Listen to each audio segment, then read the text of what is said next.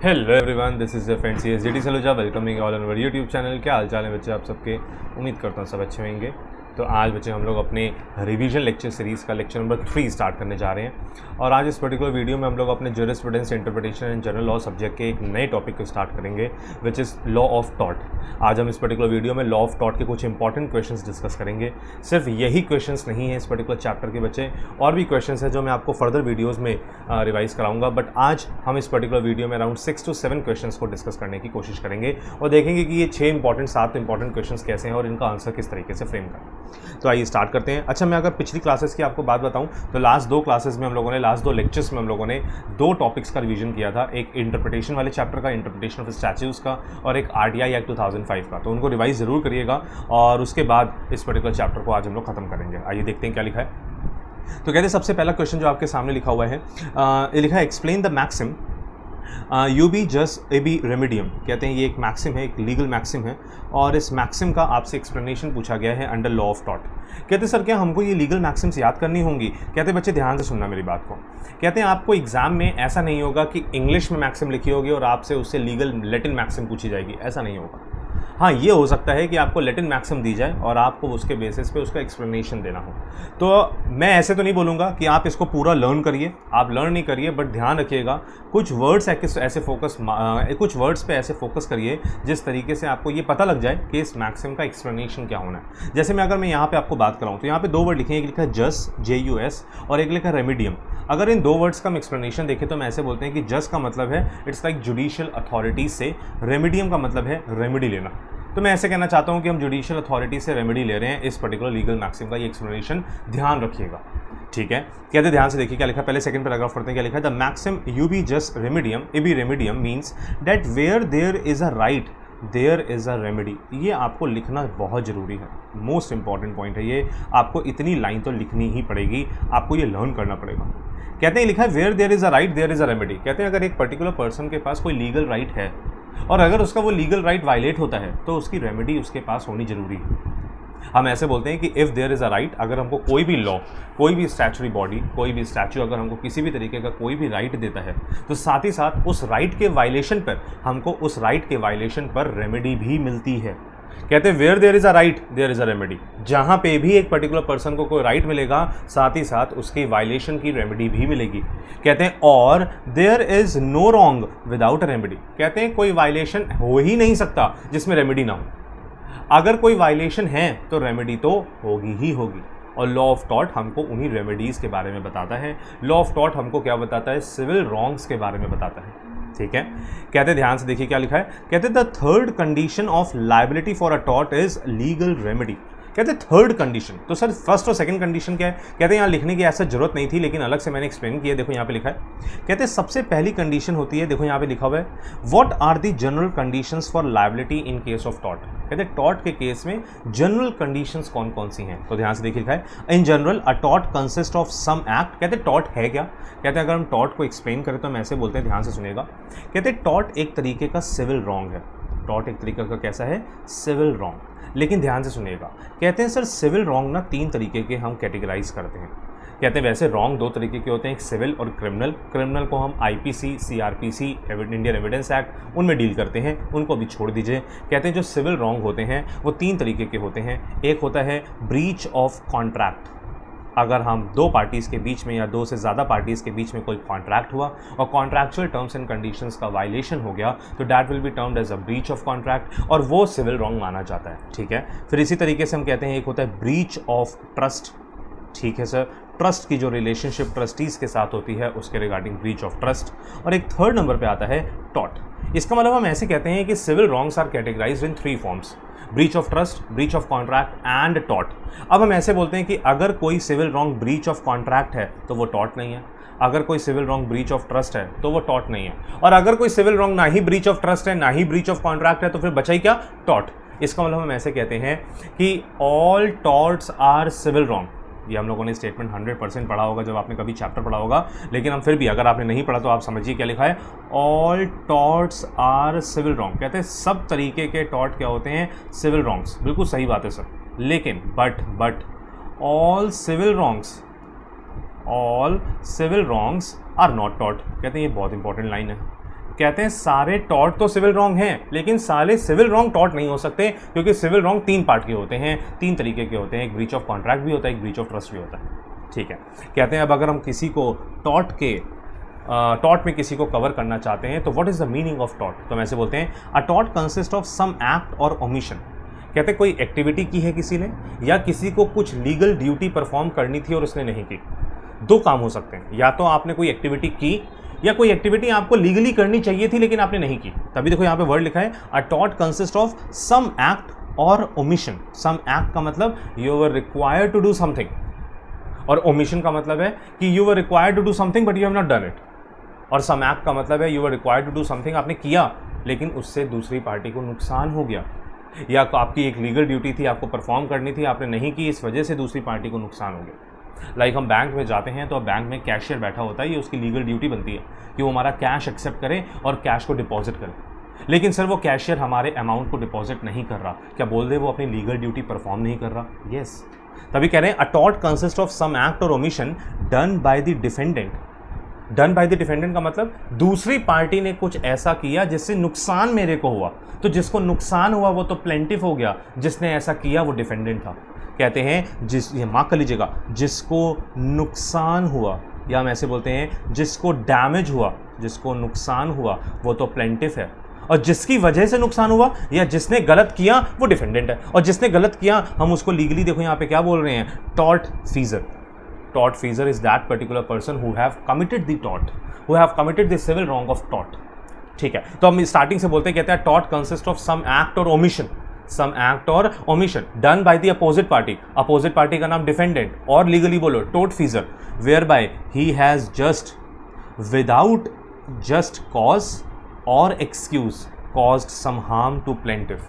कहते हैं उस डिफेंडेंट ने, वो टॉर्ट फीजर ने कुछ ऐसा किया या कुछ ऐसा उसको करना चाहिए था जो उसने नहीं किया, जिसकी वजह से नुकसान हुआ है किसको, प्लेंटिफ को, और जो एक्टिविटी डिफेंडेंट ने की है वो उसको जस्टिफाई नहीं कर पा रहा।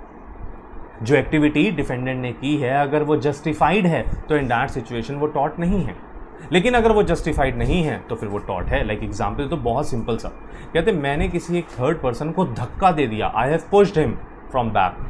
कहते धक्का देना जिसकी वजह से वो गिर गया, सर ये एक टॉर्ट है, बिल्कुल ठीक बात है। लेकिन सर मैंने एक आदमी को धक्का दिया, इस वजह से धक्का दिया क्योंकि अगर धक्का ना दिया होता तो सर एक मूविंग ट्रक आ रही थी, अगर मैंने धक्का ना दिया होता तो उसका एक्सीडेंट हो जाता। सर अब ये टॉर्ट नहीं है क्योंकि मेरी एक्टिविटी का मेरे पास लीगल जस्टिफिकेशन है। फिर से सुनिएगा, कहते हैं अगर मैंने किसी पर्टिकुलर पर्सन को धक्का दिया तो in that situation it is a tort.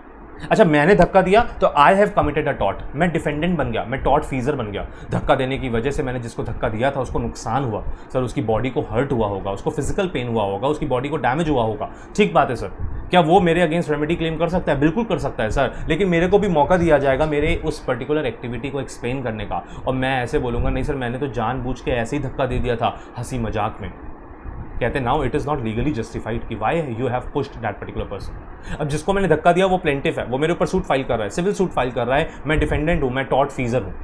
लेकिन दूसरा केस लेते हैं, सर मैंने उस आदमी को धक्का दिया, बिल्कुल ठीक बात है धक्का दिया, सर उसको थोड़ी बहुत चोट भी आई, सर उसने मेरे ऊपर केस फाइल कर दिया कि मैंने एक टॉर्ट कमिट किया, लेकिन मैं कोर्ट के सामने क्या बोल रहा हूँ कि सर मैंने उसको धक्का इसलिए दिया था क्योंकि अगर मैंने धक्का ना दिया होता तो शायद आज प्लेंटिफ जिंदा भी ना होता, क्योंकि पीछे से एक मूविंग ट्रक आ रही थी जिसकी तरफ प्लेंटिफ का ध्यान नहीं था, मैंने उसको धक्का दिया, उसकी जान बच गई, जान बच गई। अब बोलो क्या यहाँ पे कोर्ट यहाँ पे बोलेगी कि मिस्टर गगन आपने तो बिल्कुल ठीक काम किया, क्योंकि अगर आपने धक्का ना दिया होता तो प्लेंटिफ आज यहाँ खड़ा ही ना होता, अभी तो आपके धक्का देने की वजह से हल्की फुल्की चोट आई बट उसकी जान बच गई। इसका मतलब I was having a legal justification कि why I have pushed him. तभी यहाँ लिखा a tort consist of some act और omission done by the defendant that is tort feasor whereby he has without any just cause. Without any just cause का मतलब है without any justified clause, उसके पास कोई reason नहीं है, justified reason नहीं है, ना ही कोई एक्सक्यूज़ है जिसकी वजह से प्लेंटिफ को हार्म हुआ। कहते हैं to constitute a tort there must be, कहते हैं इसका मतलब अगर किसी पर्टिकुलर पर्सन को टॉर्ट के सिविल रॉन्ग में कवर करना है तो there must be 3 conditions which are required to be fulfilled. कहते हैं कौन सी 3 कंडीशंस हैं? पहले नंबर पे लिखा है अ रॉन्गफुल एक्ट और omission of the defendant. Sir ये हम डेफिनेशन में भी पढ़ कर आए थे, ये देखो मैं मार्क करा देता हूँ तुमसे कि यही बात हम लोगों ने डेफिनेशन में पढ़ी थी, जिसको हम लोगों ने भी किया था कि the defendant is required to do some act, या डिफेंडेंट इज देखो ध्यान से 2 बातें सुनना, डिफेंडेंट को कुछ करना था लेकिन उसने नहीं किया, ओमिशन। सर डिफेंडेंट ने कुछ नहीं करना था उसने फिर भी कर दिया, एक्टिविटी। तभी लिखा अ रॉन्गफुल एक्ट और ओमिशन, और वर्ड लिखा रॉन्गफुल, क्योंकि रॉन्गफुल तभी होगा जब उसके पास जस्टिफाइड रीजन नहीं होगा। Second, the wrongful act must result in causing legal damage to another. Sir tort feasor की हुई गलती की वजह से, डिफेंडेंट के किए हुए गलती की वजह से प्लेंटिफ को नुकसान भी हुआ हो, ठीक है सर। तो हम ऐसे बोल देंगे कि पहले नंबर पे तो हम ऐसे बोलते हैं रॉन्गफुल एक्ट और ओमिशन, और सेकेंड नंबर पे हम बोलेंगे लीगल डैमेज भी होना चाहिए, किसको, लीगल डैमेज हो सर टू प्लेंटिफ। और थर्ड नंबर पे सर हम बोलेंगे the wrongful act must be of such a nature as to give rise to a legal remedy. कहते हैं सर जो डिफेंडेंट ने गलती की है वो इस तरीके से गलती होनी चाहिए, वो एक ऐसा रॉन्गफुल एक्ट होना चाहिए जिसकी रेमेडी अवेलेबल हो। इसका मतलब थर्ड नंबर पे हम क्या बोल देते हैं, लीगल रेमेडी।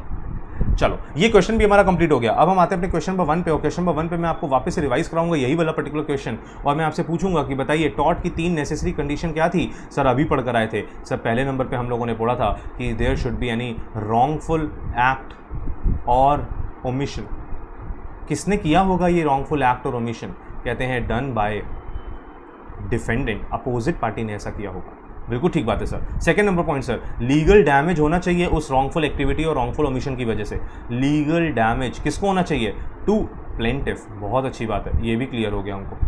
थर्ड नंबर पे आते हैं सर, रॉन्गफुल एक्ट भी हो गया, लीगल डैमेज भी हो गया। थर्ड नंबर पे आती है सर रेमेडी, और रेमेडी भी कैसी, लीगल रेमेडी। सर रेमेडी होनी चाहिए जिस पर्टिकुलर रॉन्गफुल एक्टिविटी की हम बात कर रहे हैं उसके अगेंस्ट रेमेडी होनी चाहिए। और यहाँ पे सर जब हम लीगल मैक्सिम पढ़ते हैं यू बी जस्ट ए बी रेमेडियम की, तो वहाँ बोलते हैं where there is a right there is a remedy. कहते हैं अगर एक पर्टिकुलर पर्सन के पास राइट है तो उसके राइट की वायलेशन की उसको रेमेडी मिलेगी ही मिलेगी। अब हम पहली लाइन पे आते हैं, द थर्ड कंडीशन। कहते हैं थर्ड कंडीशन क्या थी, लीगल रेमेडी। कहते हैं the third condition of liability for a tort is legal remedy. This means that to constitute a tort the wrongful act must come under the law. इसका मतलब अगर आप किसी को टॉर्ट के सिविल रॉन्ग में फंसाना चाहते हो या उसको उस पर्टिकुलर सिविल रॉन्ग के लिए कवर करना चाहते हो तो वो रॉन्गफुल एक्ट लॉ में भी रॉन्गफुल ही होना चाहिए। कहते हैं the main remedy for a tort is an action for unliquidated damages. कह रहे जो मेन रेमेडी मिलती है टॉर्ट के सिविल रॉन्ग के अगेंस्ट वो होती है अनलिक्विडेटेड डैमेजेस की। अनलिक्विडेटेड डैमेजेस का मतलब है कि जितना नुकसान आपको हुआ है उसकी भरपाई कर दे डिफेंडेंट।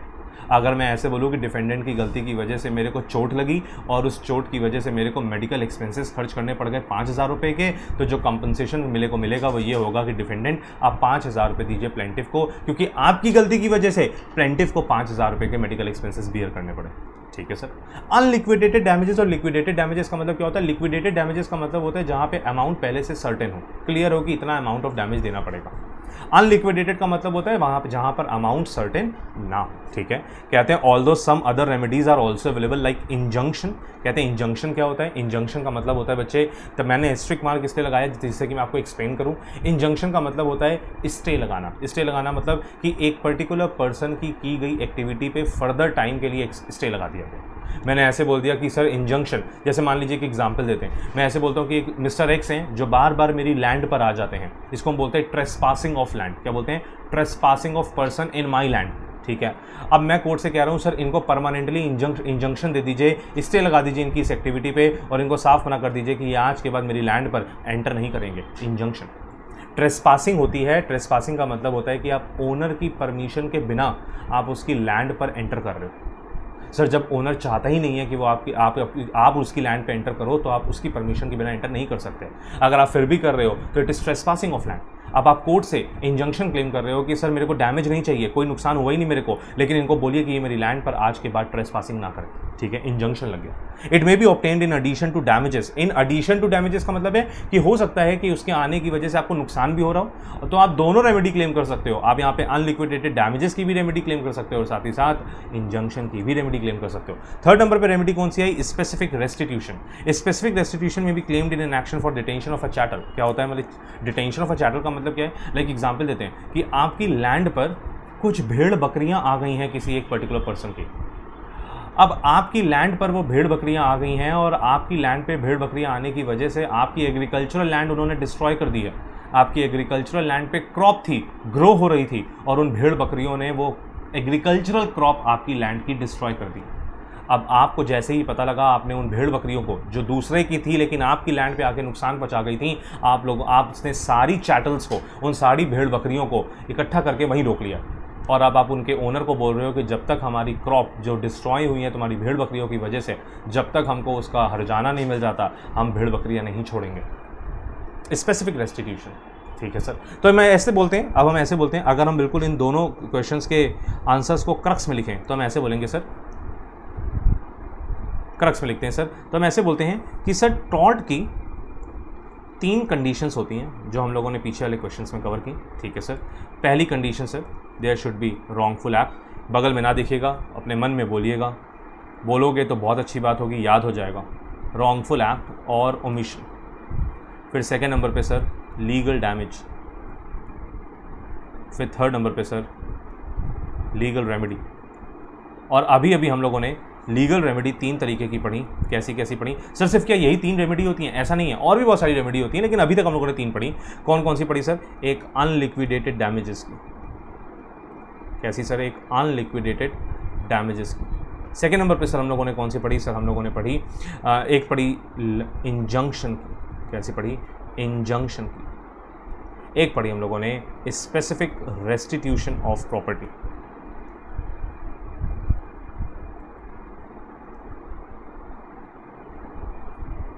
कौन सी पढ़ी बच्चे? Specific restitution. स्पेसिफिक रेस्टिट्यूशन, ठीक है सर। इसके अलावा भी क्या कोई और रेमेडी होती है? हम तो ऐसे बोल रहे हैं कि अगर रॉन्गफुल एक्ट है और लीगल डैमेज भी हुआ है तो रेमेडी तो मिलनी चाहिए, यही इस मैक्सिम का मेन पर्पस है। देखो लिखा है self help is also remedy.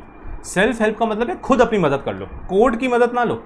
Liquidated damages की बात हो रही है, इंजंक्शन की बात हो रही है, वहां पे आपको कोर्ट की मदद लेनी पड़ेगी। यहाँ पे हम क्या बोल रहे हैं? Self help is also remedy of which the injured party can avail himself without going to a law court. Like example देते हैं कि आपकी लैंड पे कोई एंटर कर गया आपकी परमिशन के बिना, आपके पास राइट है कि आप उसको बाहर निकाल दो, अपनी लैंड से बाहर निकाल दो। अब आपको कोर्ट में जाके थोड़ी ना ये बोलना पड़ेगा कि सर वो मेरी लैंड पे एंटर कर गया, उसको बाहर निकाल दो। सेल्फ हेल्प, आप अपनी मदद खुद करो। लेकिन सर वो कब्जा करके बैठ गया, वो हट ही नहीं रहा, अब आप कोर्ट की मदद ले सकते हो।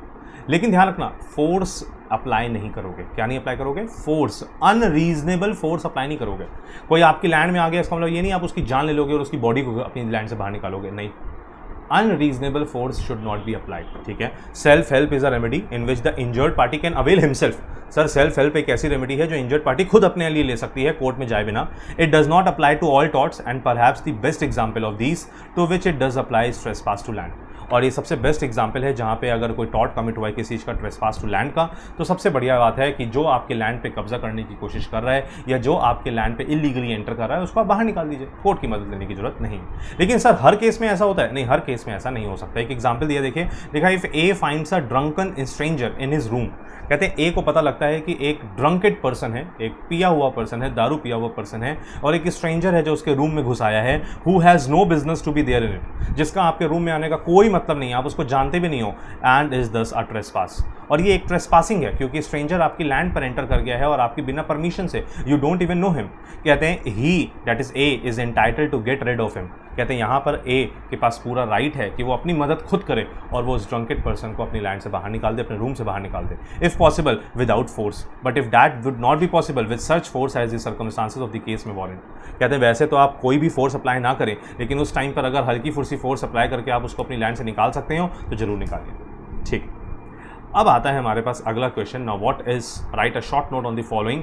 कहते हैं पहला क्वेश्चन ही हमारे सामने, व्हाट इज टॉर्ट। ऑल्दो मैंने एक्सप्लेन किया, मैंने ऐसे बोला सर टॉर्ट एक सिविल रॉन्ग होता है। टॉर्ट क्या होता है? एक सिविल रॉन्ग। लेकिन क्या सर सारे सिविल रॉन्ग्स टॉर्ट होते हैं? तो हमने बोला नहीं, ऐसा तो नहीं होता। क्यों? क्योंकि सिविल रॉन्ग को हम 3 कैटेगरी में डिवाइड करते हैं। अच्छा, फिर हमसे ये भी क्वेश्चन पूछा जाता है कि सर क्या टॉर्ट का कोई एक्ट है, लाइक जैसे कंपनीज एक्ट 2013, या हम लोगों ने लास्ट क्लास में आरटीआई एक्ट पढ़ा, आरटीआई एक्ट 2005, तो कैसे सर क्या ऐसा कोई एक्ट है? कहते हैं नहीं, एक्ट तो नहीं है। कहते हैं ये कोडिफाइड लॉ नहीं है, कोडिफाइड लॉ नहीं है। कोडिफाइड लॉ नहीं होने का मतलब क्या है कि सर अभी तक लेजिस्लेचर ने इस पर कोई लॉ नहीं बनाया है प्रॉपर। सर ये कॉमन लॉ है। ये कैसा लॉ है? कॉमन लॉ है। क्योंकि सर इतनी छोटी छोटी चीज़ें टॉर्ट हो सकती हैं। मैंने आपको मुक्का दिखाया, मारा नहीं, सिर्फ दिखाया, बट आपको लगा कि मैं आपको मुक्का मारने वाला हूँ, ये भी एक टॉर्ट है। अब सर इसको कैसे कोडिफाई करोगे? सर मैंने आपके मुंह पे आपका दरवाज़ा बंद कर दिया, ये भी एक टॉर्ट है। इसको कैसे बंद करो, इसको कैसे कवर करोगे, इसको कैसे कोडिफाई करोगे? कहते हैं सर ये इतने छोटे छोटे मैटर्स हैं जहाँ पर ये टॉर्ट कमिट हो जाता है, और सर ये कोडिफाई कर पाना बड़ा मुश्किल है। तभी देखो यहाँ लिखा है, law of tort is a system of law which enables a person who has suffered harm or injury by the act of another to claim damage in a civil suit. तीन बातें थी और तीनों ही कंडीशन फुलफिल हो गई यहाँ पे tort की जो डेफिनेशन में हम लोग टॉर्ट की जनरल कंडीशंस पढ़ के आए थे वो तीनों यहाँ कवर हो गई। क्यों? कहते लिखा law of tort is a system of law. कहते टॉर्ट का लॉ एक ऐसा लॉ है जहाँ पे विच enables a person who has suffered harm or injury. इसका मतलब हम बोल दें लीगल डैमेज हुआ है। किसको हुआ है सर? ये विच enables a person who has suffered. जो पर्सन को नुकसान होता है वो होता है प्लेंटिफ। वो कौन होता है? प्लेंटिफ। इसका मतलब it is a system of law which enables a plaintiff to claim a legal damage by the act of another. किसने एक्टिविटी की सर? रॉन्गफुल एक्ट और ओमिशन। सर डिफेंडेंट ने किया होगा। किसने किया होगा? डिफेंडेंट ने। और sir to claim damages. Damages का मतलब यहाँ पे क्या है कि रेमेडी क्लेम करना चाहता है। वो क्या करना चाहता है? रेमेडी। किस तरीके से सर क्लेम करेगा? By filing a civil suit. क्योंकि सर ये क्रिमिनल रॉन्ग नहीं है, ये एक सिविल रॉन्ग है। ठीक है सर। कहते हैं the essential nature of the law of tort is that it is not codified like statue loss. Sir इसको हमने कोडिफाई नहीं किया हुआ है। ठीक है। The law of tort in India is based on English common law which is the product of judicial decisions. Sir ये तो कोर्ट के डिसीजंस पे डिपेंड करेगा कि टॉर्ट के रिगार्डिंग क्या रेमेडी मिलनी चाहिए या कोई एक पर्टिकुलर एक्टिविटी टॉर्ट है भी या नहीं है। कहते there is very little legislation in the area of tort in India and elsewhere in the world. कहते बहुत कम लॉज बने हुए हैं टॉर्ट के रिगार्डिंग। सिर्फ और सिर्फ जुडिशियल डिसीजंस के बेसिस पे ये टॉर्ट के सिविल रॉन्ग्स को डील किया जाता है। और ऐसा नहीं कि सिर्फ इंडिया में ये कोडिफाइड नहीं है, एल्सवेयर मतलब पूरे वर्ल्ड में कहीं पे भी ये प्रॉपर तरीके से कोडिफाइड नहीं किया गया है। कहते क्यों नहीं कोडिफाई किया गया है? तो कहते the simple reason is that it is simple tortious liability can arise in number of ways and number is so large that it is almost impossible to specify each and every act on the part of the defendant who may be held liable for damages। कहते हैं इतनी छोटी छोटी activities को हम tortious liability बोल सकते हैं जिनको कोडिफाई कर पाना बड़ा मुश्किल है, और हम सारी एक्टिविटीज़ को लिख दें ये तो इम्पॉसिबल है। इसी वजह से हमने इसको ओपन एंडेड छोड़ा हुआ है। और हम ऐसे कहते हैं कि प्लेंटिफ अगर प्रूफ कर दे कि उसको नुकसान हुआ है बाय द एक्टिविटी और ओमिशन ऑफ द डिफेंडेंट और उस नुकसान की लीगल रेमेडी अवेलेबल है तो इन दैट सिचुएशन टॉर्ट मान लिया जाएगा और लीगल रेमेडी आपको दे दी जाएगी। ठीक है। अच्छा सर ये हो सकता है क्या कि किसी वजह से आपको नुकसान हुआ लेकिन वो लीगल रॉन्ग नहीं है? कहते हैं सर। आपने दो कंसेप्ट पढ़े होंगे, इंजूरिया साइन डैमनम, डैमनम साइन इंजूरिया। कहते हैं वहाँ लिखा हुआ था, मान लीजिए कि मिस्टर एक्स, एक एग्जाम्पल देता हूँ मैं, उस टाइम पर हम लोगों ने पढ़ा भी था, नेक्स्ट क्लास में आप इंजूरिया साइन डैमनम, डैमनम साइन इंजूरिया के क्वेश्चन का आंसर भी पढ़ोगे। कहते लिखा एक मिस्टर एक्स है और एक मिस्टर वाई है। कहते हैं मिस्टर एक्स की एक साड़ी शॉप है, साड़ी की शॉप है। ठीक है। और कहते हैं मिस्टर वाई ने भी मिस्टर एक्स के बगल में एक साड़ी शॉप खोल ली है। पहले खाली मिस्टर एक्स की शॉप हुआ करती थी पूरी मार्केट में, तो मिस्टर एक्स की मार्केट में मोनोपोली थी। मोनोपोली होने का मतलब अकेले वो साड़ी ओनर की शॉप के ओनर थे और वो सारे पूरे शहर में एक ही दुकान थी साड़ी की और सारी लेडीज़ वहीं से साड़ी परचेज करने आती थी। तो मिस्टर एक्स का बहुत अच्छा बिजनेस चल रहा था। कहते हैं अब उनकी दुकान के ही बगल में मिस्टर वाई ने अपनी दुकान खोल दी है और उन्होंने भी साड़ियाँ बेचनी स्टार्ट कर दी। अब हो क्या रहा है कि देखो दूसरी साड़ी शॉप खुलने की वजह से ऐसा तो है नहीं कि मार्केट में नई लेडीज़ आ जाएंगी, नहीं सर, लेडीज़ तो वही रहने वाली हैं जो पहले सारी की सारी लेडीज़ मिस्टर एक्स पे जाती थी। अब आज उनमें से कुछ लेडीज़ किस में आने लग गई हैं? मिस्टर वाई की शॉप पे आने लग गई हैं। मिस्टर एक्स कह रहा है सर मिस्टर वाई के इस पर्टिकुलर स्टेप से उसको नुकसान हुआ है। कोर्ट कहती है नुकसान तो हुआ है, मिस्टर वाई की एक्टिविटी की वजह से नुकसान हुआ है, लेकिन जो मिस्टर वाई एक्टिविटी कर रहा है वो एक रॉन्गफुल एक्टिविटी नहीं है। Competition is not a wrongful activity. कहते हैं ध्यान रखिएगा, मैंने ऊपर लिखवाया था लीगल रेमेडी आपको मिलेगी अगर डिफेंडेंट कोई गलती करता है, लेकिन सर डिफेंडेंट यहाँ कोई गलती कर ही नहीं रहा, वो एक्टिविटी तो कर रहा है but it is not a wrongful activity. तो हम ऐसे बोलेंगे कि बहुत सारी सिचुएशंस में ऐसा हो सकता है कि प्लेंटिफ को नुकसान हो रहा हो बट फिर भी उसको रेमेडी ना मिले, जैसे इस एग्जाम्पल में नहीं मिली। कहते लिखा है एक केस, ध्यान रखिएगा, केस को मार्क भी कर लीजिएगा, इन राजकोट म्यूनिसिपल कॉर्पोरेशन वर्सेस मंजुलबेन जयंती लाल नकुम। लिखा है the apex court, supreme court observe that, ध्यान से पढ़ेगा क्या, the law of tort prevents hurting one another. कहते हैं लॉ ऑफ टॉर्ट का मेन पर्पस क्या है कि ये एक दूसरे को नुकसान पहुंचाने से बचाता है। All tort consist of violation of a right in the plaintiff. Sir जितने भी टॉर्ट्स हैं उसमें कहीं ना कहीं प्लेंटिफ का कोई राइट वायलेट हुआ होगा। Tort law therefore is primarily evolved to compensate the injured by compelling the wrongdoer to pay for the damage done। और लॉ ऑफ टॉर्ट क्या कहता है कि लॉ ऑफ टॉर्ट कहता है कि अगर किसी पर्टिकुलर प्लेंटिफ को कोई इंजरी हुई है तो अपोजिट पार्टी की वजह से अगर हुई है तो उसको वहाँ पर रेमेडी देनी होगी। ठीक है। नाउ सेकंड नंबर नोट आता है, कहते हैं what is false imprisonment. False imprisonment का मतलब होता है कि आपकी पर्सनल लिबर्टी हर्ट हुई है। फॉल्स इम्प्रिजमेंट का मतलब होता है लाइक जैसे मैंने मान लीजिए कि मैंने मिस्टर एक्स को एक चार दीवारी के अंदर बंद कर दिया और वो चाह कर भी उस चार दीवारी से नहीं निकल पा रहा, it is a false imprisonment. मैंने किसी एक पर्टिकुलर पर्सन को घर में बंद करके रखा हुआ है और मैं उसको बोल रहा हूँ तुम घर में तो रह सकते हो, घर से बाहर नहीं निकल सकते, it is also a false imprisonment. इसका मतलब हम ये कह रहे हैं कि एक पर्टिकुलर पर्सन के पास राइट है, उसके पास फ्रीडम है कि वो जहाँ जाना चाहे जा सकता है, लेकिन आपने उसके इस राइट को रिस्ट्रिक्ट कर दिया है, आपने उसको चार दीवारी के अंदर बंद कर दिया। जैसे मान लीजिए कि कोई एक लड़की है और वो चाइल्ड लेबर है और आपने उसको अपने घर में बंद करके रखा हुआ है, घर में सारा काम करवाते हो, बाहर जाना उसको अलाउड नहीं है, it is also a false imprisonment. क्या देखिए क्या लिखा है, कहते हैं false imprisonment consist in the imposition of a total restraint for some period. Total restraint का मतलब है आपने पूरी तरीके से उस पर रोक लगा दी है कि वो अपनी मर्जी से बाहर नहीं जा सकती या वो अपनी मर्जी से बाहर नहीं जा सकता।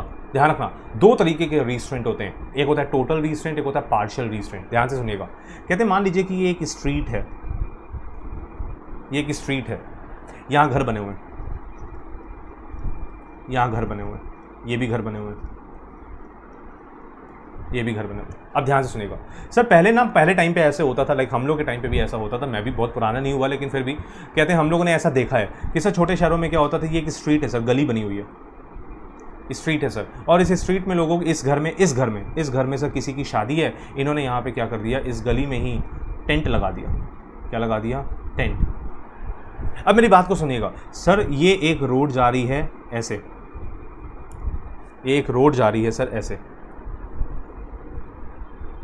ऐसे, ये सर रोड जा रही है, ये सर रोड जा रही है।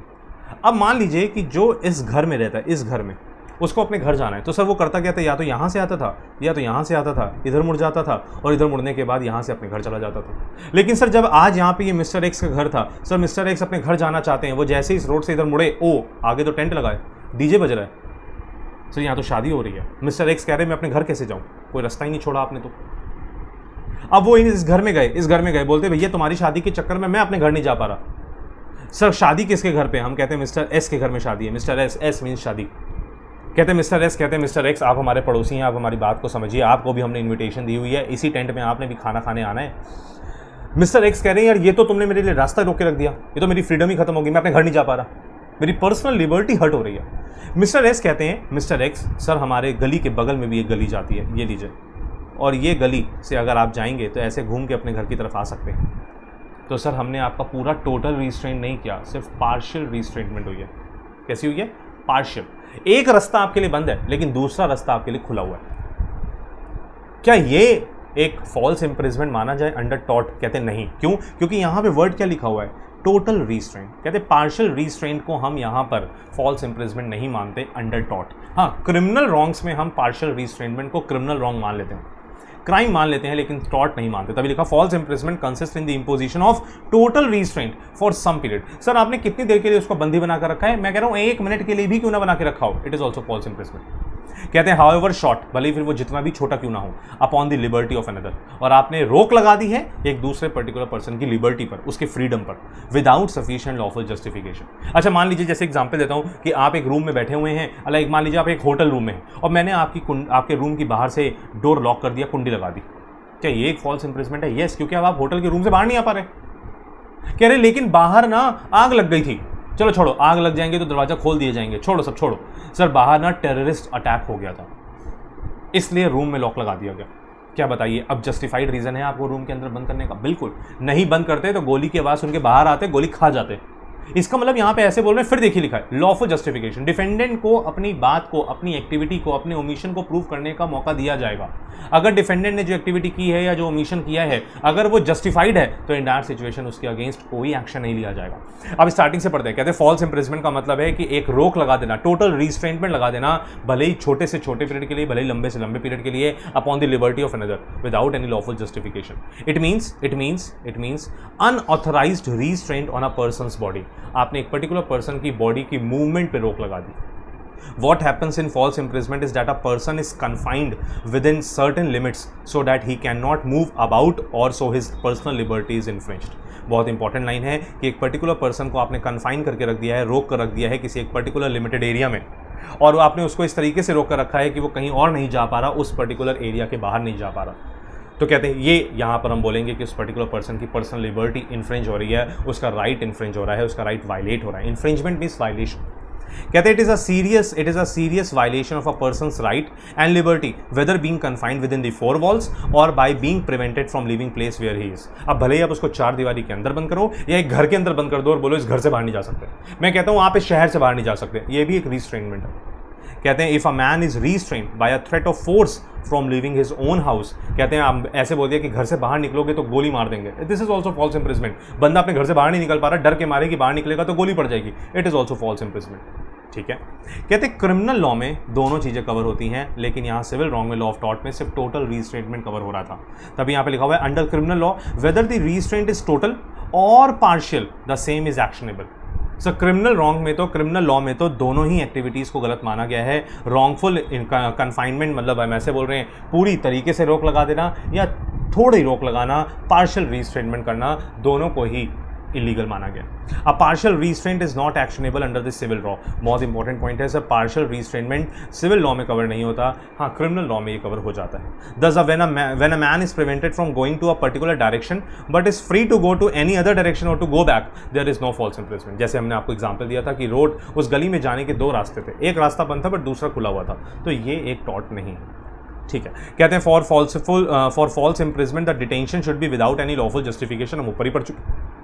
एक केस देखिएगा, कहते लिखा है making a false complaint to the police by the defendant leading to the arrest of the plaintiff. Sir defendant ने मेरे खिलाफ गलत कंप्लेंट लिख दी जिसकी वजह से पुलिस मेरे को अरेस्ट करने आ गई, अरेस्ट करके ले गई, थाने में बंद कर दिया। ऑल्दो अगले दिन मजिस्ट्रेट ने बोला कि प्लेंटिफ की कोई गलती नहीं है, क्यों पकड़ के लाए हैं उसको आप? सर डिफेंडेंट की गलत कंप्लेंट की वजह से प्लेंटिफ को अरेस्ट कर लिया गया और उसको 1 दिन जेल में रखा गया। सर क्या यहाँ पे डिफेंडेंट फॉल्स इंप्रिजमेंट के लिए लायबल माना जाएगा? बिल्कुल माना जाएगा। कहते हैं if it is without any justification, कहते हैं अगर डिफेंडेंट ने जानबूझ के ऐसा किया है बिना वैलिड ग्राउंड पे, will make the defendant liable for false imprisonment. उस सिचुएशन में डिफेंडेंट फॉल्स इंप्रिजमेंट के लिए लायबल माना जाएगा। ठीक, कहता है if a man entered certain premises subject to certain reasonable condition. कहते हैं मान लीजिए जैसे कि एक पर्टिकुलर लोकेशन है, लाइक हम ऐसे बोल रहे हैं आप एक ट्रेड फेयर में जा रहे हो और ट्रेड फेयर में जाना आपका राइट है, हाँ सर बिल्कुल राइट है, लेकिन हम ऐसे बोल रहे हैं कि वहाँ पे उन्होंने लिखा हुआ है कि आपको 50 रुपये की पहले टिकट लेनी होगी, अदरवाइज एंट्री नहीं है। तो फिर आप जब तक टिकट नहीं लोगे तब तक एंट्री नहीं करोगे, बिल्कुल ठीक बात है। सर अगर आपको अंदर पकड़ दिया जाता है विदाउट टिकट तो हम ऐसे बोलेंगे आपको वहाँ पे पकड़ के रखे रहेंगे, क्यों? क्योंकि आपको पेनल्टी अमाउंट देना होगा, जब तक आप नहीं दोगे तब तक वो आपको बाहर नहीं जाने देंगे। क्या ये फॉल्स इंप्रिजमेंट है? बिल्कुल नहीं। क्यों नहीं है? क्योंकि उनकी एक नेसेसरी कंडीशन थी कि पहले टिकट होनी चाहिए। अब आप अगर बिना टिकट के अंदर जा रहे हो तो वो पकड़ के ही रखेंगे ना, पेनल्टी तो रिसीव करेंगे। सर उस केस में वो फॉल्स इंप्रिजमेंट नहीं है। सर बहुत जगहों पे ऐसे लिखा होता है, जैसे हॉस्पिटल है और हॉस्पिटल में लिखा होता है कि आप अपने ही वार्ड में रहें, अपने ही रूम में रहें, बाहर टहले नहीं। क्या ये फॉल्स इंप्रिजमेंट है? बिल्कुल नहीं, क्योंकि सर वो रिस्ट्रिक्शंस लगाई गई हैं for the betterment of all the public. तो ऐसी रिस्ट्रिक्शंस को हम फॉल्स इंप्रिजमेंट नहीं बोलते। ठीक है, now coming on the next topic which is nervous shock. कहते हैं ये क्या? कहते हैं नर्वस शॉक एक नया तरीके का टॉट है। यहाँ कोई फिजिकल हार्म तो नहीं होता, आपकी बॉडी पर जख्म तो नहीं होता, आपकी बॉडी को फिजिकल डैमेज तो नहीं होता, लेकिन मेंटल डैमेज होता है। क्या होता है? Mental damage. लाइक एग्जांपल देते हैं सर, न्यूज़ में आपने कभी देखा हो कि न्यूज़ में किसी की डेड बॉडी पड़ी है और लाइव कवरेज चल रही है उसकी, तो सर वो सिचुएशन में क्या होता है, वो जो डेड बॉडी पड़ी होती है ना उसको ब्लर कर देते हैं। ब्लर कर देने का मतलब होता है कि सर वो जो पर्टिकुलर जिस वे में बॉडी पड़ी है, ब्लड निकल रहा होगा, उस वे में अगर कोई एक नॉर्मल पर्सन उस बॉडी को देखे, उस सीन को देखे, तो सर उसको मेंटल हार्म हो सकता है। इसीलिए उसकी बॉडी को क्या कर दिया जाता है? ब्लर कर दिया जाता है। कह रहे नर्वस शॉक का मतलब ये भी हो सकता है कि मान लीजिए डिफेंडेंट ने कोई ऐसी एक्टिविटी की जिसकी वजह से देखने वाले के दिमाग पर असर पड़ा। लाइक एग्जांपल दे रहे हैं, मान लीजिए कि एक हस्बैंड वाइफ हैं और सर ये कार पे ड्राइव कर रहे हैं और सर रास्ते में एक क्रॉसिंग पड़ी। क्रॉसिंग का मतलब होता है रेलवे क्रॉसिंग। सर एक रेलवे क्रॉसिंग पड़ी और ये हस्बैंड वाइफ अपनी कार से इस रेलवे क्रॉसिंग को क्रॉस करने वाले हैं। सर वैसे जनरली जब हम रेलवे क्रॉसिंग के आसपास जाते हैं तो हम देखते हैं कि रेलवे क्रॉसिंग के पास एक पर्टिकुलर पर्सन हमेशा एम्प्लॉयड रहता है, जिसका काम होता है कि अगर उस क्रॉसिंग से ट्रेन निकल रही है तो उस क्रॉसिंग को बंद कर दे, जैसे कि लोगों की आवाजाही बंद हो जाए, एक्सीडेंट ना हो। कहते हैं हस्बैंड वाइफ कार से जा रहे थे, इस क्रॉसिंग को क्रॉस करके उनको आगे जाना था। सर अभी ये बस उस क्रॉसिंग तक पहुँचे ही थे सर, पहुँचे ही थे और इन्होंने देखा कि एक कार ट्रेन से लड़ती हुई निकल गई। सर जो ये डिफेंडेंट था ना, जिसकी रिस्पॉन्सिबिलिटी थी कि वो क्रॉसिंग को बंद करे, सर उससे गलती हो गई, उसने क्रॉसिंग बंद नहीं की। सर ये हस्बैंड वाइफ कार में बैठे हुए थे, इन्होंने उस लाइव एक्सीडेंट को अपनी आंखों से देख लिया। सर इतना दर्दनाक हादसा था, इतना डिज़ास्ट्रस वो एक्सीडेंट था कि सर जो वाइफ है ना वो थोड़े कमज़ोर दिल की थी। सर उनके दिमाग में ये इंसिडेंट बैठ गया है, जिसकी वजह से सर वो बिल्कुल शॉक में चली गई हैं। उनको समझ में नहीं आ रहा क्या हो रहा है। सर उनको हाई फीवर हो गया। 10 दिन हो गए हैं वो किसी से बात नहीं कर रही, बहुत परेशान है, उनके अंदर वो इंसिडेंट घर लेके बैठ गया, बोलते हैं ना घर कर गया, घर कर गया का मतलब वो इंसिडेंट उनके दिमाग में बैठ गया। लाइक बच्चों के सामने बच्चों ने कोई मर्डर सीन देख लिया, अब मर्डर सीन देख लिया तो इन दैट सिचुएशन बच्चे उसी चीज़ को लेके परेशान हो जाते हैं, डिप्रेशन में आ जाते हैं, उनको शॉक लगता है क्योंकि उन्होंने इतनी दर्दनाक चीज़ कभी नहीं देखी। तो कहते हैं ये भी क्या एक टॉट है, यस ये भी एक ये मेंटल शॉक भी एक क्या है, एक टॉट है, एक नया स्पीसीज ऑफ टॉट है। आइए देखते हैं क्या लिखा है। कहते हैं nervous shock literally means shock of the nerve and brain structures of the body. कहते हैं हमारा नर्वस सिस्टम को शॉक लग जाता है, हमारी ब्लड सर्कुलेशन तो होती है बट हमारा माइंड उस तरीके से अलर्ट नहीं हो पाता उस इंसिडेंट को देखने के बाद। कहते ठीक है, कहते हमारा दिमाग प्रॉपर्ली काम नहीं करता। अंडर नर्वस शॉक का claim for damages can be made without showing direct impact. कहते हैं यहाँ पे आपको क्लेम मिल सकता है without showing any direct impact, क्योंकि आपकी फिजिकल बॉडी को कोई हार्म नहीं हुआ। अगर मैं बोलूँ कि यहाँ पे हस्बैंड वाइफ जो कार से आ रहे थे जिन्होंने ये एक्सीडेंट लाइव देख लिया डिफेंडेंट की गलती की वजह से, क्योंकि अगर उसने क्रॉसिंग बंद कर दी होती तो ये एक्सीडेंट होता ही नहीं। या हम ऐसे बोले कि हस्बैंड वाइफ क्रॉस कर रहे थे क्रॉसिंग और उन्होंने जैसे ही क्रॉसिंग क्रॉस की पीछे से तुरंत ट्रेन आ गई, वाइफ ने ट्रेन आते हुए देख लिया, वाइफ एकदम शॉक में चली गई कि यार अगर ये क्रॉसिंग बंद होती तो ठीक था, अभी तो हम बच गए, मुश्किल से बचे, 1 सेकंड का फासला था कि हम बच गए, हमने क्रॉसिंग क्रॉस कर ली और एकदम से ट्रेन आ गई।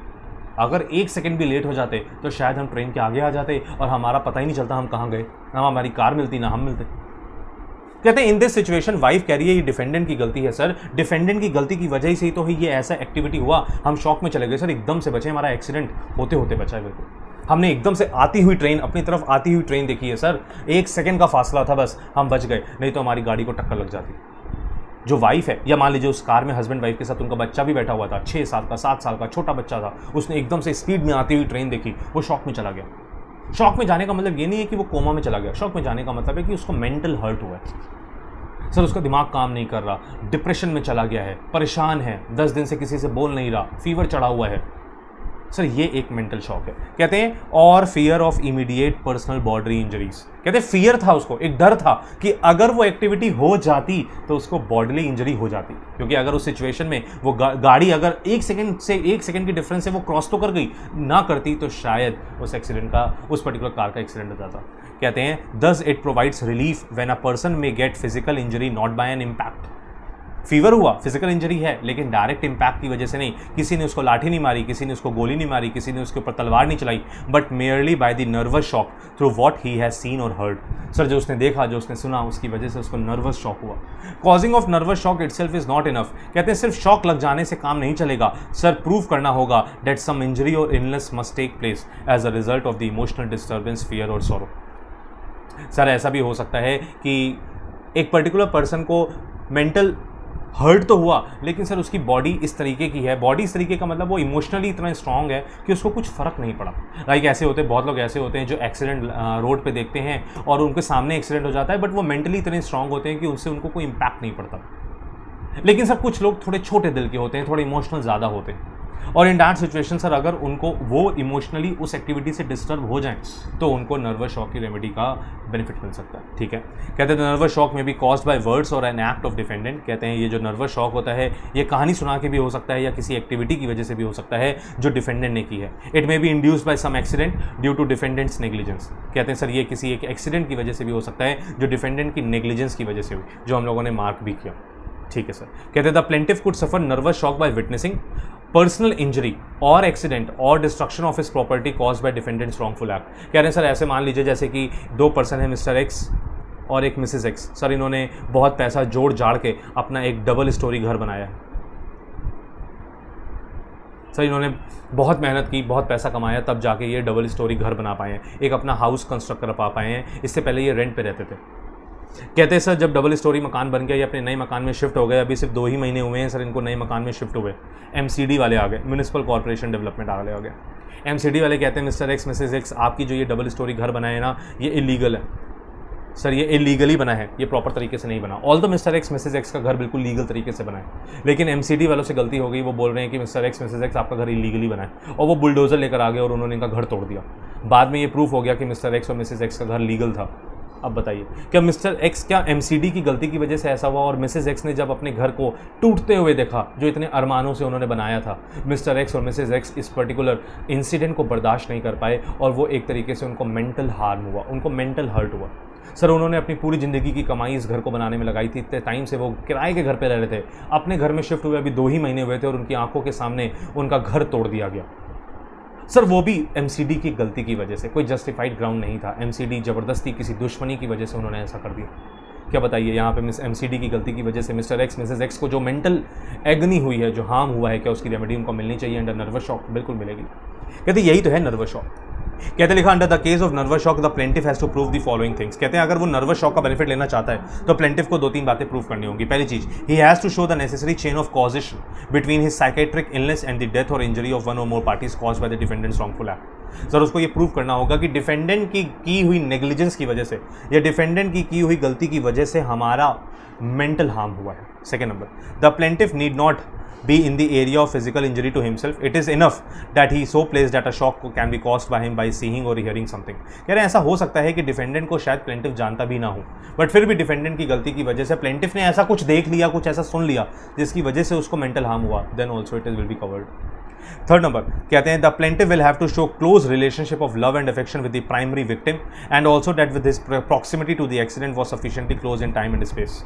कहते हैं या तो जिसको नुकसान हुआ, जैसे मान लीजिए ऐसे बोलते हैं कि डिफेंडेंट की गलती की वजह से प्लेंटिफ के भाई की डेथ हो गई, डिफेंडेंट की गलती की वजह से प्लेंटिफ के भाई का एक्सीडेंट हो गया प्लेंटिफ के सामने। अब प्लेंटिफ कह रहा है मेरा भाई मेरे साथ लव एंड अफेक्शन जुड़ा हुआ था, एक अटैचमेंट था, सर मेरे सामने डिफेंडेंट की गलती की वजह से उसका एक्सीडेंट हो गया, सर मेंटल शॉक हुआ है मेरे को। और मेंटल शॉक उसको प्रूव भी करना होगा, लाइक उसको बुखार चढ़ता रहा, वो नर्वस हो गया, वो लोगों से बात नहीं कर रहा, उसको साइकाइट्रिस्ट इलनेस, मतलब हम ऐसे बोल रहे हैं ऊपर देखो वर्ड देखो ना, साइकाइट्रिक इलनेस, ऐसी इलनेस हुई है जहाँ पे साइकाइट्रिस्ट की रिक्वायरमेंट है। साइकाइट्रिस्ट जनरली वहीं पे इन्वॉल्व होता है जहाँ पे मेंटल एग्नी हुई होती है, ठीक है। और लास्ट में लिखा damages for nervous shock were not limited to psychiatric damage resulting from witnessing personal injury but could also भी recovered where the plaintiff witness destruction of his property.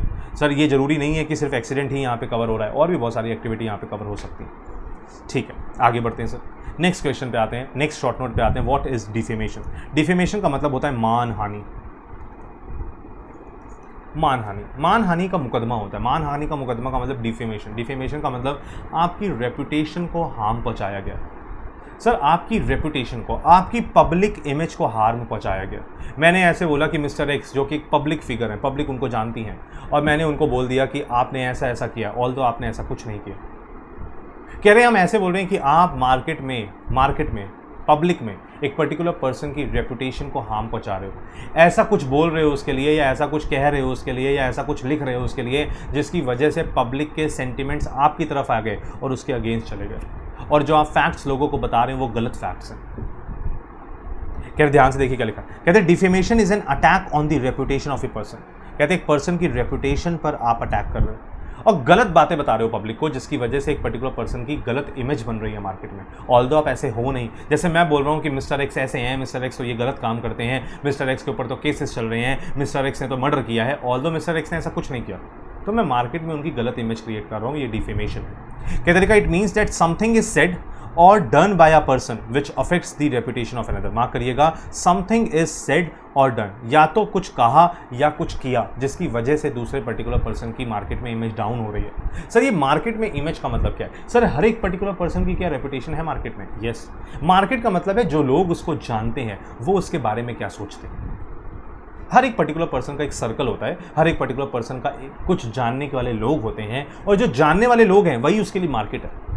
Sir जो जानने वाले लोग हैं वो उसके बारे में क्या सोचते हैं, उसके बारे में क्या परसेप्शन बना के बैठे हैं, that is very much important. और आप जैसे मान लीजिए आप मिस्टर एक्स को 100 लोग जानते हैं और वो 100 लोगों के सामने आप मिस्टर एक्स की एक ऐसी इमेज पोर्ट्रे कर रहे हो जो नेगेटिव है, तो सारे के सारे लोग मिस्टर एक्स के अगेंस्ट हो जाएंगे। Sir it is defamation. Yes, कह रहे तभी लिखा दस डिफेमेशन इज अ टॉट which injures reputation by exposing a person to hatred, contempt, उसकी खिल्ली उड़ाई। सर आपने उसकी खिल्ली उड़ाई, लोगों के सामने बेइज्जती कर दी एक ऐसे पॉइंट पे जो जस्टिफाइड नहीं है। सर आपने उसके अगेंस्ट कुछ ऐसा ऐसा बोला है जो बिल्कुल भी रियलिटी से अवेयर, रियलिटी से कोई मतलब ही नहीं है उसका। आप इमेजिनरी वर्ड्स यूज़ कर रहे हो उसके अगेंस्ट, इमेजिनरी सिचुएशन में उसको गलत साबित कर रहे हो, रियलिटी से कोई लेना देना नहीं है उसका, it will be termed as defamation. And it is actionable. ये एक टॉट है सर, ये डिफेमेशन एक सिविल रॉन्ग भी है, एक क्रिमिनल रॉन्ग भी है। अब ये डिपेंड करता है प्लेंटिफ के ऊपर कि वो डिफेंडेंट के ऊपर सिविल रॉन्ग की एक्टिविटी चार्ज करना चाहता है या क्रिमिनल रॉन्ग। आज प्रेजेंट टाइम पे जनरली लोग क्रिमिनल रॉन्ग की ही एक्टिविटी उसके अगेंस्ट एंटरटेन करेंगे, क्योंकि सिविल रॉन्ग में तो वो छूट जाएगा, सस्ते में बच जाएगा, क्रिमिनल रॉन्ग में पनिशमेंट मिलेगी। तभी कह रहे it is defined as follows. देखो क्या लिखा है, कहते हैं defamation is the publication of a statement which tends to lower a person in the estimation of right thinking members of society. कहते कुछ ऐसा पब्लिश कर दिया आपने। पब्लिशमेंट रिटन में भी हो सकती है, ओरली भी हो सकती है, आपके जेस्चर्स के थ्रू भी हो सकती है, आपके हाव भाव से भी हो सकती है। कहते हैं defamation is the publication of a statement जिसकी वजह से which tends to lower a person estimation, कहते हैं जिसकी वजह से मार्केट में एक पर्टिकुलर पर्सन की इमेज डाउन हो रही है, लोग उसके नफरत करने लग गए, लोग उसकी खिल्ली उड़ाने लग गए, लोग उसको सीरियसली लेना बंद कर चुके हैं जनरली, और विच टेंड्स टू मेक देम शन और अवॉइड दैट पर्सन।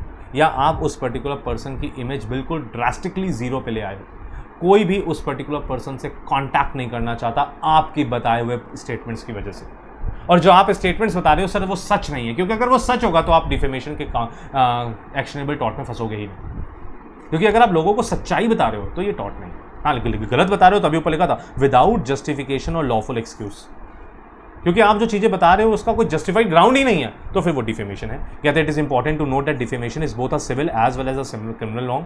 कहते हैं person can institute criminal proceeding against the writer और द पब्लिशर और he can sue him in a civil action for damages in टॉट for the injury he has suffered. तो इसका मतलब प्लेंटिफ इज हैविंग ऑप्शन कि वो उसको civil wrong में कवर करना चाहता है या क्रिमिनल रॉन्ग में। ठीक है, कहते हैं the wrong of defamation protects reputation and defences to the wrong, that is truth and privilege protects the freedom of speech. कह रहे हैं अगर आप सच बता रहे हो तो कोई बात नहीं, क्योंकि आपके पास बोलने का अधिकार है, आप लोगों को कुछ भी बोल सकते हो। इसका मतलब ये नहीं है कि आप मार्केट में उसकी इमेज को हार्म करोगे, उसकी रेपुटेशन को हार्म नहीं कर सकते किसी भी पर्टिकुलर पर्सन की। कहते हैं defamation is a reasonable restriction on the fundamental right of freedom of speech and expression.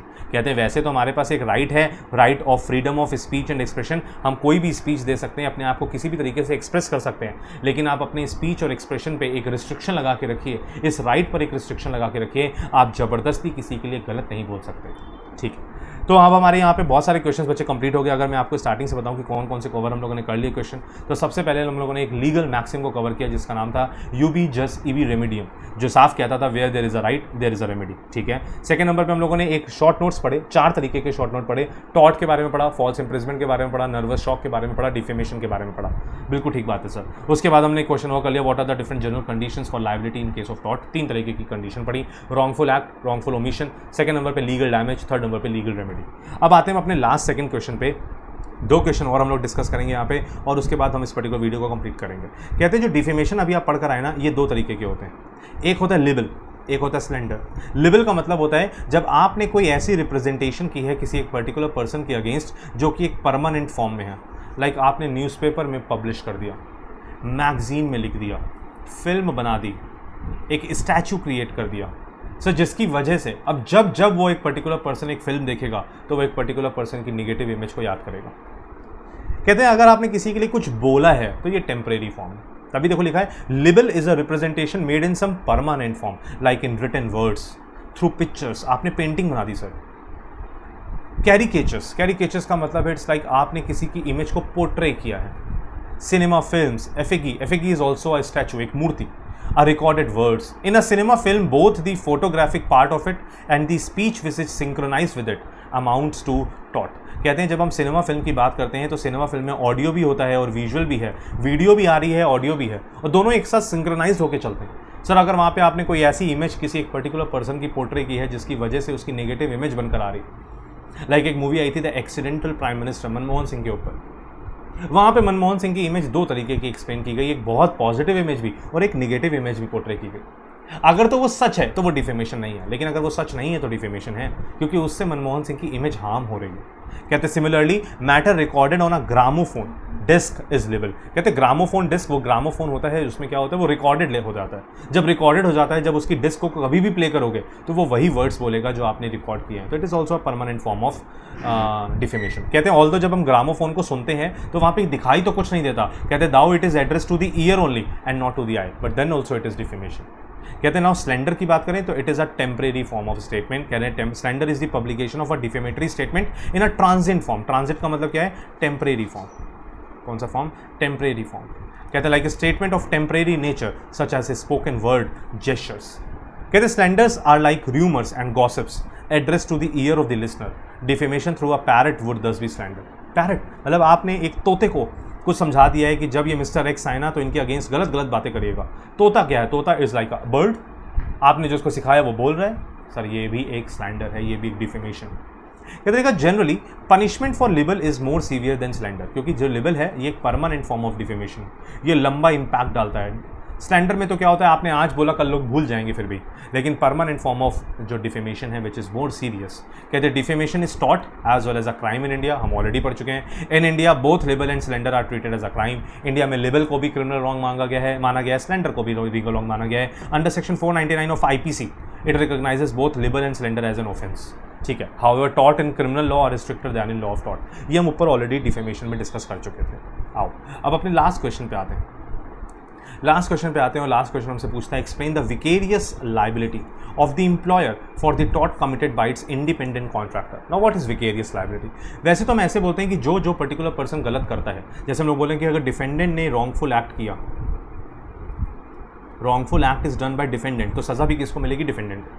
लेकिन विकेरियस लाइबिलिटी में क्या होता है, गलती कोई और करता है बट सजा किसी और को मिलती है। लाइक गलती की एम्प्लॉय ने, सजा मिली एम्प्लॉयर को। गलती की सर्वेंट ने, सजा मिली मास्टर को। गलती की एजेंट ने, सजा मिली प्रिंसिपल को। गलती की एक पार्टनर ने, सजा मिली सारे पार्टनर्स को। This is vicarious liability. कह रहे देखो क्या लिखा, नॉर्मली द टॉट फीजर। टॉट फीजर हम लोग पीछे लिख रहे थे डिफेंडेंट। डिफेंडेंट यहाँ पे हम उस पर्सन को मानते हैं जिसने टॉट कमिट किया। टॉट फीजर को हम यहाँ पे बोलते हैं person who has committed taught. Person who has committed taught. ठीक है, कहते हैं normally the taught फीजर is liable for his taught, but in some cases a person may be held liable for the taught committed by another. कहते कुछ cases लेकिन ऐसे होते हैं जहां पे एक ऐसा पर्सन लायबल हो जाता है जहां पर टॉट किसी और ने किया बट लायबिलिटी किसी और के ऊपर आ रही है। कहते like a master is vicarious liable for the टॉट of his servant, a principal for the टॉट of his agent, a partner for the tort of another partner. This is known as vicarious liability. एक की गलती की वजह से दूसरा person फंस रहा है। मास्टर की सर्वेंट की गलती की वजह से मास्टर फंस रहा है, एजेंट की गलती की वजह से प्रिंसिपल फंस रहा है, एम्प्लॉय की गलती की वजह से एम्प्लॉयर फंस रहा है, पार्टनर की गलती की वजह से दूसरा पार्टनर फंस रहा है। क्या लिखा, it is to be remembered that an employer is vicariously liable for the टॉट ऑफ हिज सर्वेंट्स। बिल्कुल ठीक बात है। कहते हैं अगर एक एम्प्लॉय ने during the course of his employment कोई गलती की है, वर्ड को मार्क करिएगा, during the course of his employment, during the course of his employment, sir उसी एम्प्लॉयमेंट में अगर उसने कोई गलती की है। कहते हैं अगर एक एम्प्लॉय ने during the course of his employment कोई गलती की है तो उस गलती के लिए employer will be held liable. एक एग्जांपल देते हैं, I am a company secretary, मेरे अंडर में 2 ट्रेनीज हैं सर उन 2 ट्रेनीज ने कुछ गलत काम किया, क्लाइंट तो मेरा था ना सर, क्लाइंट तो मेरा था, मैं काम ट्रेनी से करवा रहा था, अगर ट्रेनी ने कुछ गड़बड़ कर दी तो उसकी गलती के लिए I will be held liable. Client trainee को नहीं जानता, क्लाइंट तो मेरे को जानता है। बिल्कुल ठीक बात है। कहते लिखा बट कहते हैं it is to be remembered that an employer is vicariously liable for the टॉट of his servant committed in the course of their employment, but he is not liable for the टॉट of those who are his independent contractors. कह रहे मान लीजिए कि वैसे तो एक पर्टिकुलर पर्सन एम्प्लॉयर है, लेकिन वो जो काम उसको मिला है वो खुद नहीं कर रहा, वो एक इंडिपेंडेंट कॉन्ट्रैक्टर से करवा रहा है। किससे करवा रहा है? इंडिपेंडेंट कॉन्ट्रैक्टर से। एक एग्जांपल देते हैं सर, ध्यान से देखिएगा क्या कहते हैं। मान लीजिए कि मिस्टर एक्स और मिस्टर वाई इन दोनों के बीच में कॉन्ट्रैक्ट हुआ। मिस्टर एक्स ने बोला एक घर कंस्ट्रक्ट करवाना है, मिस्टर वाई ने बोला ठीक है मैं कॉन्ट्रैक्टर हूँ, मैं घर कंस्ट्रक्ट करवा दूंगा। मिस्टर वाई के पास टाइम नहीं था, इन्होंने इस पर्टिकुलर कॉन्ट्रैक्ट को सब कॉन्ट्रैक्ट पे दे दिया मिस्टर सी को। सर घर बना, मिस्टर सी ने गलत मटेरियल यूज़ किया जिसकी वजह से हाउस पूरा डिस्ट्रॉय हो गया। घर बना तो लेकिन बहुत जल्दी वो टूट गया। ना who will be held liable? कहते हैं मिस्टर एक्स तो मिस्टर वाई से कंपनसेशन डिमांड करेंगे, लेकिन मिस्टर वाई मिस्टर सी की गलतियों के लिए खुद कंपनसेशन नहीं देंगे। हो सकता है उस टाइम पे दे दें, बट वो बाद में किससे रिकवर कर लेंगे? मिस्टर सी से। इसका मतलब मिस्टर सी की गलती के लिए मिस्टर सी ही लायबल हुए। ऑल्दो पहले मिस्टर वाई लायबल है फॉर मिस्टर एक्स, लेकिन बाद में मिस्टर वाई को सारा कंपनसेशन अमाउंट रिकवर करने को मिल जाएगा फ्रॉम मिस्टर सी। लेकिन अगर मैं ऐसे बोलूं कि मिस्टर सी कोई सब कॉन्ट्रैक्टर नहीं थे, बल्कि मिस्टर वाई ने मिस्टर सी को अपॉइंट किया था काम करने के लिए, मिस्टर सी मिस्टर वाई के एम्प्लॉय थे, तो उस सिचुएशन में मिस्टर सी की गलतियों के लिए मिस्टर वाई ही लायबल माने जाएंगे। बिल्कुल ठीक बात है। तो बात ध्यान से सुनिएगा, अगर मैं ऐसे बोलूं कि एम्प्लॉयर और एम्प्लॉय का रिलेशन है तब तो एम्प्लॉय की गलतियों के लिए employer will be held liable, लेकिन अगर एम्प्लॉयर और इंडिपेंडेंट कॉन्ट्रैक्टर का रिलेशन है तो इंडिपेंडेंट कॉन्ट्रैक्टर के लिए employer will not be held liable. लेकिन इसका एक एक्सेप्शन भी है, ध्यान से सुन लीजिए मैं क्या बोल रहा हूँ। एम्प्लॉय की गलती के लिए बिल्कुल ठीक बात है कि एम्प्लॉयर क्या हो जाएगा सर, एम्प्लॉयर लायबल हो जाएगा, बिल्कुल ठीक बात है। लेकिन अगर मैं बोलूँ कि इंडिपेंडेंट कॉन्ट्रैक्टर की गलतियों के लिए क्या एम्प्लॉयर लायबल होगा, तो आप बोलेंगे नहीं सर, इंडिपेंडेंट कॉन्ट्रैक्टर के लिए एम्प्लॉयर हमेशा लायबल नहीं होगा, कुछ केसेस में हो सकता है और कुछ केसेस में नहीं होगा। कहते हैं, देखिए क्या लिखा है, कहते हैं a servant is a person who is employed by another. कहते हैं एक सर्वेंट की गलतियों के लिए एम्प्लॉयर लायबल है, क्यों? क्योंकि एम्प्लॉयर ने उसको सर्विसेज परफॉर्म करने के लिए खुद रखा है। क्या लिखा, servant is a person who is employed by another that is employer to perform, किस लिए अपॉइंट किया है उसको? To perform services in connection with the affairs of the employer. Sir जो सर्वेंट काम कर रहा है वो एम्प्लॉयर के लिए कर रहा है, एम्प्लॉयर जो उसको करने को बोल रहा है वो कर रहा है, and over whom the employer has control in the performance of the service. और एम्प्लॉयर जो काम एम्प्लॉय से चाहे वो करवा सकता है, पूरा कंट्रोल है एम्प्लॉयर का एम्प्लॉय के ऊपर। एम्प्लॉय अपनी मर्जी से कुछ नहीं करता, जो एम्प्लॉयर उसको कहता है वो करता है। कहते हैं but N independent contractor is one who works for another but who is not controlled by that other in this conduct in the performance of that work. और जो ये वर्ड कंट्रोल है ये बहुत इंपॉर्टेंट है, क्योंकि ऊपर लिखा है कि हम सर्वेंट को कंट्रोल करते हैं, लेकिन यहाँ लिखा है, देखो लिखा है over whom the employer has control, लेकिन इंडिपेंडेंट कॉन्ट्रैक्टर के ऊपर एम्प्लॉयर का कोई कंट्रोल नहीं होता, जिसकी वजह से हम ऐसे बोलते हैं कि जब एम्प्लॉयर का इंडिपेंडेंट कॉन्ट्रैक्टर पे कोई कंट्रोल ही नहीं है तो फिर इंडिपेंडेंट कॉन्ट्रैक्टर अपनी गलतियों के लिए खुद लायबल होगा। लेकिन अगर मैं बोलूँ कि मान लीजिए एम्प्लॉयर का कंट्रोल है इंडिपेंडेंट कॉन्ट्रैक्टर पे, फिर कहते हैं फिर वही एक्सेप्शनल केस बन जाएगा। उस सिचुएशन में अगर एम्प्लॉयर का इंडिपेंडेंट कॉन्ट्रैक्टर पर कंट्रोल है या इंडिपेंडेंट कॉन्ट्रैक्टर एम्प्लॉयर की कही हुई बातों पे काम कर रहा है तो फिर इंडिपेंडेंट कॉन्ट्रैक्टर की गलतियों के लिए एम्प्लॉयर लायबल होगा। तभी मैं नीचे बोलता हूं these definition show that a person is a servant where the employer retains the control of the actual performance of the work. बिल्कुल सही बात है, सर्वेंट एक ऐसा पर्सन है जिसके ऊपर एम्प्लॉयर का पूरा कंट्रोल है, इसीलिए सर्वेंट की गलतियों के लिए एम्प्लॉयर लायबल माना जाता है। लेकिन इंडिपेंडेंट कॉन्ट्रैक्टर पे अगर एम्प्लॉयर का कंट्रोल नहीं है तो फिर इंडिपेंडेंट कॉन्ट्रैक्टर इंडिपेंडेंटली लायबल होगा, एम्प्लॉयर उसकी गलतियों के लिए लायबल नहीं होगा। लेकिन अगर एम्प्लॉयर का इंडिपेंडेंट कॉन्ट्रैक्टर पे थोड़ा सा भी कंट्रोल है तो इंडिपेंडेंट कॉन्ट्रैक्टर की गलतियों के लिए employer will be held liable. आइए देखते हैं कैसे लिखा है। पहले नंबर पर लिखा है, देखो पहले सेकंड नंबर पॉइंट पढ़ेंगे, where employer is not liable for the act of an independent contractor. ये तब होगा जब इंडिपेंडेंट कॉन्ट्रैक्टर इंडिपेंडेंटली वर्क कर रहा होगा, एम्प्लॉयर का उस पर कोई कंट्रोल नहीं है। तभी लिखा N employer is not liable for the tort of an independent contractor even if he has taken care in the appointment of the contractor. जब वो इंडिपेंडेंटली काम कर रहा है तो एम्प्लॉयर की कोई गलती नहीं है। लेकिन कहते the employer is not liable merely because an independent contractor commits a tort in the course of his employment. कहते हैं but the employer is liable only if he himself is deemed to have committed a tort. कहते हैं employer independent contractor की गलतियों के लिए तभी liable माना जाएगा जब वो इन 3 पॉइंट्स में फंस जाए, in one of the following 3 ways, इन 3 में से कहीं भी फंस जाए। पहले number, when employer authorises him to commit a tort. कहते हैं जब एम्प्लॉयर के कहने पर इंडिपेंडेंट कॉन्ट्रैक्टर ने गलती की तो एम्प्लॉयर लायबल होगा। Second, in tort of strict liability. Sir अगर स्ट्रिक्ट लायबिलिटी है, कोई हैजार्डियस नेचर का वर्क हो रहा था जिसकी वजह से इंडिपेंडेंट कॉन्ट्रैक्टर किसी हैजार्डियस नेचर ऑफ सब्सटेंस में डील कर रहा था, किसी हैजार्डियस नेचर ऑफ एक्टिविटी में डील कर रहा था, वहाँ पर हमारा इंडियन लॉ कहता है कि स्ट्रिक्ट लायबिलिटी इंपोज होगी, इंडिपेंडेंट कॉन्ट्रैक्टर की गलतियों के लिए एम्प्लॉयर भी लायबल होगा। Third, negligence of independent contractor. अगर इंडिपेंडेंट कॉन्ट्रैक्टर की नेग्लिजेंस की वजह से जिस पर एम्प्लॉयर ध्यान दे सकता था फिर भी नहीं दिया, अगर ऐसा होगा तो employer will be held liable. तो इसका मतलब कुल मिलाकर हम ऐसे कह सकते हैं कि अगर independent contractor independently without any interference of employer काम करेगा तो इंडिपेंडेंट कॉन्ट्रैक्टर ही लायबल होगा, अदरवाइज इंडिपेंडेंट कॉन्ट्रैक्टर की गलतियों के लिए भी एम्प्लॉयर लायबल हो सकता है। चलो, तो that is all for this particular video. उम्मीद करता हूँ आपको ये सारे क्वेश्चंस लॉ ऑफ टॉट के समझ में आए। यहीं पर इस पर्टिकुलर वीडियो को कंप्लीट करते हैं। नेक्स्ट क्लास में किसी नए चैप्टर के क्वेश्चंस को डिस्कस करेंगे। टिल देन आप ये 3 चैप्टर्स रिवाइज करके रखिए जो हम लोग के हो चुके हैं। Till then good bye, enjoy your day, bye bye.